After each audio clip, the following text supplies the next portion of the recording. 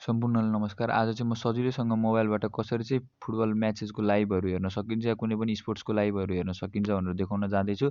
जुनसुकै ला लिगा, champion league, premier league जुनसुकैको पनि नेपाल, भारत सबैको गेम हेर्न मिल्छ यहाँबाट चाहिँ।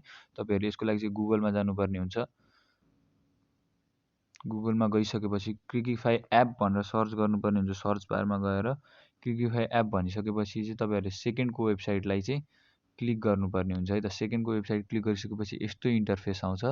यो इन्टरफेसमा चाहिँ एकचोटि स्क्रोल गर्नुहोस्, पेजलाई रिफ्रेस हुन दिनुहोस्, लोड हुन दिनुहोस् र लोड भइसकेपछि तपाईँहरूले चाहिँ माथि फ्री डाउनलोड नाउमा क्लिक गर्नु होला। त्यसपछि डाउनलोड एनिवेमा क्लिक गर्नुहोस् र डाउनलोड एनिवेमा क्लिक गरिसकेपछि डाउनलोड भइसकेपछि ओपनमा क्लिक गर्नुहोस्, इन्स्टल गर्नुहोस् एपलाई र एपलाई इन्स्टल भइसकेपछि तपाईँहरूको चाहिँ काम सकिसक्यो है त साथीहरू। अब चाहिँ एप इन्स्टल भइसकेपछि त्यो एपबाट चाहिँ तपाईँहरूले सजिलैसँगले कुनै पनि म्याचेसको, कुनै पनि स्पोर्ट्स या फुटबल, क्रिकेट सबैको चाहिँ लाइभहरू हेर्न मिल्छ। कबड्डी सबड्डी है सबैको लाइभहरू हेर्न मिल्छ। त्यसको लागि तपाईँहरूले एप खोल्नुपर्ने हुन्छ। अब एप खोल्नुहोस् र एप खोलिसकेपछि एकछिन यसले टाइम दिन्छ लोड हुनलाई चाहिँ।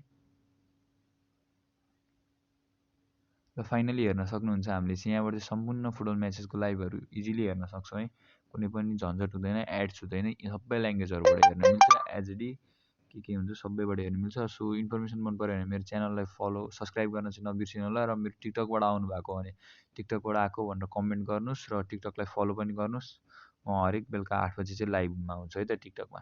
अरू पनि फुटबल सम्बन्धी न्युज एन्ड अपडेट्स चाहिएमा चाहिँ तपाईँ मेरो वाट्सएप ग्रुपमा जोइन गर्न सक्नुहुन्छ। लिङ्क चाहिँ डिस्क्रिप्सनमा चाहिँ राखिदिन्छु मैले। त्यहाँ जोइन गरेर तपाईँहरूले सजिलै सबै अपडेटहरू लिन सक्नुहुन्छ है त।